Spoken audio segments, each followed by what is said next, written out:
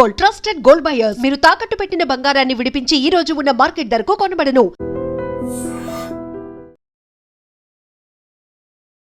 నమస్తే, welcome to I dream talking point with కవిత.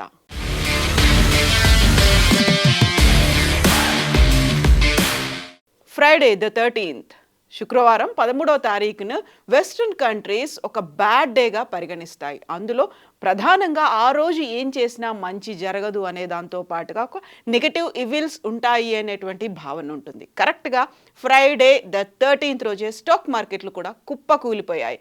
అందులో ప్రపంచవ్యాప్తంగా స్టాక్ మార్కెట్లు కూలిపోయాయి. భారతదేశ స్టాక్ మార్కెట్కి సంబంధించి శుక్రవారం భారీ నష్టాలను చవిచూసింది.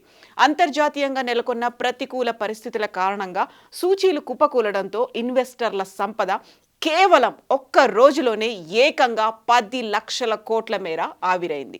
ఈ భారీ పతనంతో BSEలో లిస్టెడ్ కంపెనీల మొత్తం మార్కెట్ విలువ 429 లక్షల కోట్లకు పడిపోయింది. ఈ వారంలో మొత్తం నష్టం 20 లక్షల కోట్లకు చేరినట్లుగా అంచనా వేస్తున్నారు. ఇప్పటికే యుద్ధం ప్రారంభమయ్యి 2 వారాలు కంప్లీట్ అయిపోయింది.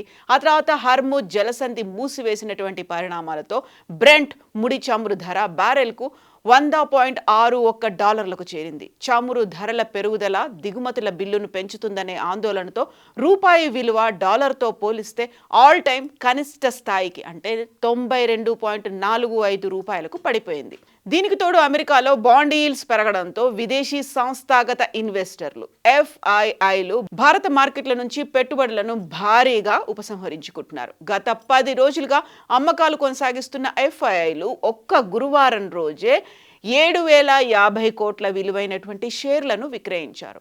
వీటి విలువ మొత్తం 10 సెషన్లలో 57,000 కోట్ల విలువైనటువంటి షేర్లు ఉంటాయని అంచనా వేస్తున్నారు.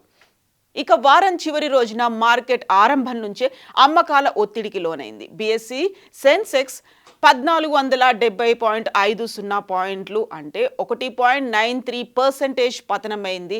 74,563 వద్ద ముగిసింది. నిఫ్టీ 50,488.05 పాయింట్లు అంటే 2.06% క్షీణించి 23,151 పాయింట్ల వద్ద స్థిరపడింది. భారతదేశ స్టాక్ మార్కెట్ల చరిత్రలో మరో చీకటి రోజు నమోదైంది అని ఇప్పుడు మార్కెట్ రంగ నిపుణులు అంచనాలు వేస్తున్నారు. విదేశీ ఇన్వెస్టర్లు నిరంతరం తమ వాటాలను విక్రయిస్తూనే ఉన్నారు. ఒక్క మార్చి నెలలోనే ఇప్పటి వరకు 39,000 కోట్లకు పైగా పెట్టుబడులను వెనక్కి తీసుకున్నారు. దీంతో మార్కెట్ మరింత కుంగదీసినట్టుగా అయింది. ఏషియన్ మార్కెట్లతో పాటుగా అమెరికాలో ఉన్నటువంటి డౌ జోన్స్, నాస్డాక్ సూచీలు కూడా భారీ నష్టాల్లో ట్రేడ్ అవుతుండడం దేశీయ మార్కెట్లపై ఒత్తిడిని పెంచింది. ఇక నిన్నటి రోజు పతనంతో మెటల్, PSU బ్యాంక్, ఆటో రంగాలు తీవ్రంగా దెబ్బతిన్నాయి. టాటా స్టీల్, SBI వంటి దిగ్గజ షేర్లు 4 నుంచి 5% మేర నష్టపోయాయి. ఇక చమురు ధరల పెరుగుదల నేపథ్యంలో రిలయన్స్ ఇండస్ట్రీస్ వంటి కొన్ని సంస్థలు మాత్రం స్వల్పంగా కోలుకున్నాయి. యుద్ధం ముదిరితే ముడి చమురు ధరలు మరింత పెరిగి ద్రవ్యోల్బణం భారంగా మారుతుందనే ఆందోళనతో ఇన్వెస్టర్లు ఉన్నారు. ప్రస్తుతానికి మార్కెట్ అనిశ్చితిలో ఉన్నందున పెట్టుబడిదారులు అప్రమత్తంగా ఉండాలని నిపుణులు హెచ్చరిస్తున్నారు. ఇక ఏషియన్ మార్కెట్లు కూడా కుప్పకూలాయి. జపాన్ నిక్కీ 2%, దక్షిణ కొరియాలో ఉన్నటువంటి కోస్పి 3% నష్టపోయాయి. ముడి చమురు ధరలు పెరగడం వల్ల ద్రవ్యోల్బణం పెరుగుతుందనే ఆందోళనే దీనికి ప్రధాన కారణంగా మారింది.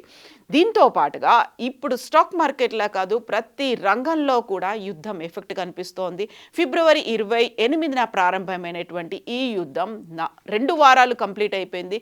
ఇప్పటికి కూడా ఇంకా కొనసాగుతుంది అనేటువంటి అంచనాలే ఉన్నాయి. అందులోనూ మోస్తఫా ఇరాన్ సరికొత్త సుప్రీం లీడర్ మీద అటు అమెరికాతో పాటుగా ఇజ్రాయెల్ కూడా వెంటపడి వేటాడుతున్నటువంటి పరిస్థితులు కనిపిస్తున్నాయి. మొస్తఫా ఆచూకీ తెలిపితే $93 కోట్ల బహుమతిగా ఇస్తాము అంటూ అమెరికా కూడా అనౌన్స్ చేసింది. ఈ నేపథ్యంలోనే యుద్ధం ఇంకా ముదిరే అవకాశాలే కనిపిస్తున్నాయి. ఎట్టి పరిస్థితుల్లోనూ ఎవరు తలొగ్గరు అనేటువంటి భావన కూడా కనిపిస్తోంది. సో ఈ సోమవారం నుంచి ప్రారంభమయ్యేటువంటి స్టాక్ మార్కెట్లకు సంబంధించి ఎలా ఉండబోతోంది, ఫస్ట్ వారంలో ట్రేడింగ్ ఎలా ఉంటుంది, ఇప్పటికైతే నెగటివ్గా కనిపిస్తోంది, మరి పాజిటివ్గా పుంజుకుంటుందా లేదా, బోల్డ్ అని అంచనాలు అయితే మదుపరుల నుంచి వెల్లడవుతున్నాయి.